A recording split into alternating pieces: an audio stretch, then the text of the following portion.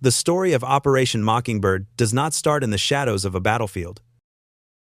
It starts in the warm, rhythmic glow of newsroom typewriters. Long before the era of social media, before the phrase fake news became a household term, and before digital censorship was a single line of code, the CIA had already mastered the art of controlling reality. Where are you watching from right now? And what time is it there?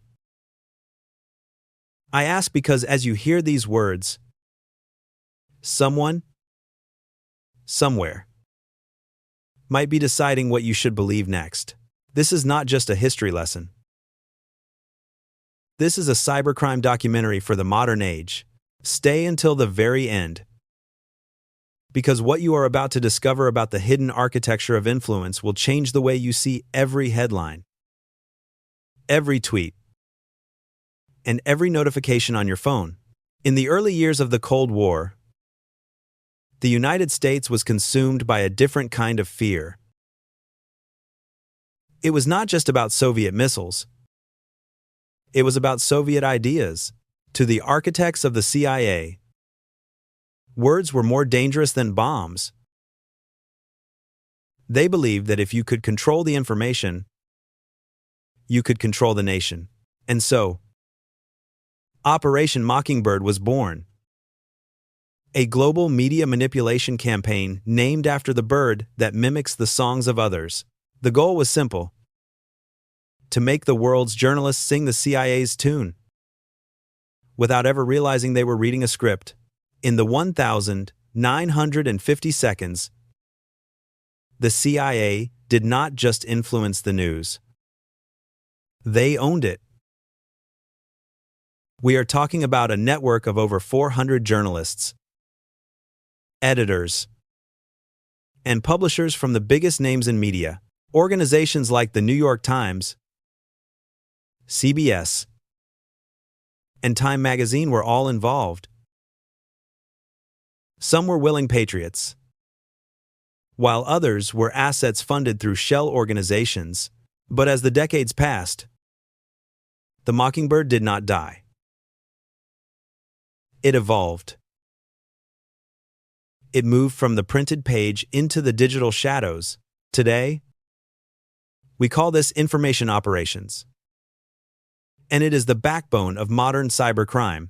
The same mechanics used to topple governments in the 50s are now used in dark web scams and major phishing attacks. Think about the 1953 Iranian coup.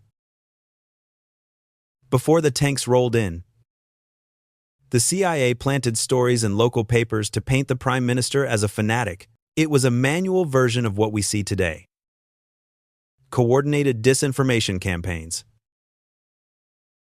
Today, a state-sponsored actor or a high-level cyber criminal does not need to take an editor to lunch. They use a botnet.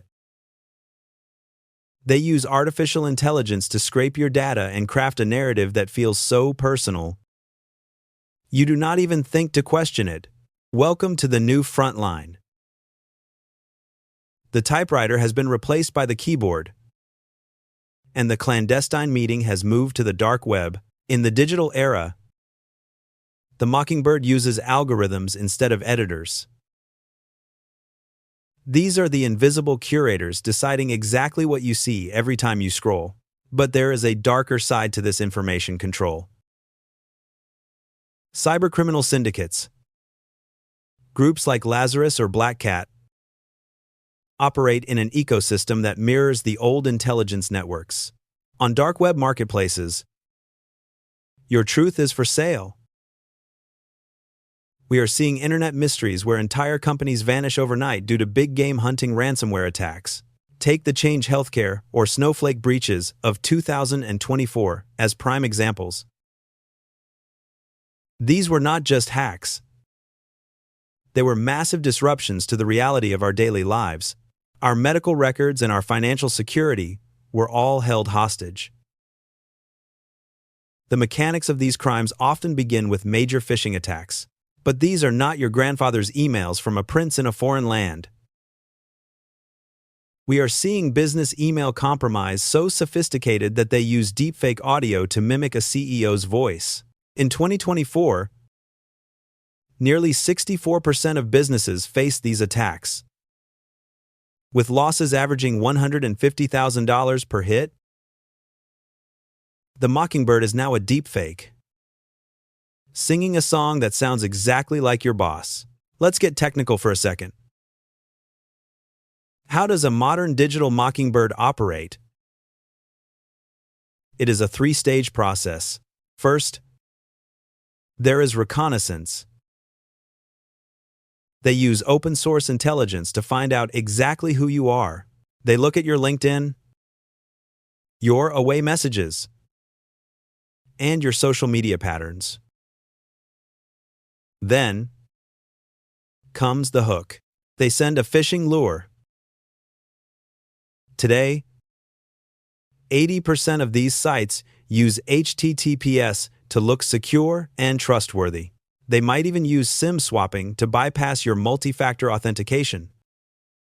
Just like the high-profile breach of the SEC in early 2024. Finally, there is the payload. Once they have your credentials, they do not just steal your money. They steal your access. They move laterally through a network, using your identity to spread more Mockingbird narratives or deploy devastating ransomware. This is the cybercrime documentary reality. The line between a state-sponsored psychological operation and a financial fraud scheme is almost gone. They use the same tools, the same psychological triggers of fear and urgency, and the same invisible infrastructure. So, how do we fight back? How do you protect your reality in a world of engineered narratives and digital scams? As the digital sleuth, I have distilled this down into 3 essential protocols for you to follow. First, verify the source, not the feeling. Scams work by making you feel something, like fear, urgency, or excitement. If an email or a headline triggers a strong emotion, that is your red flag. Stop.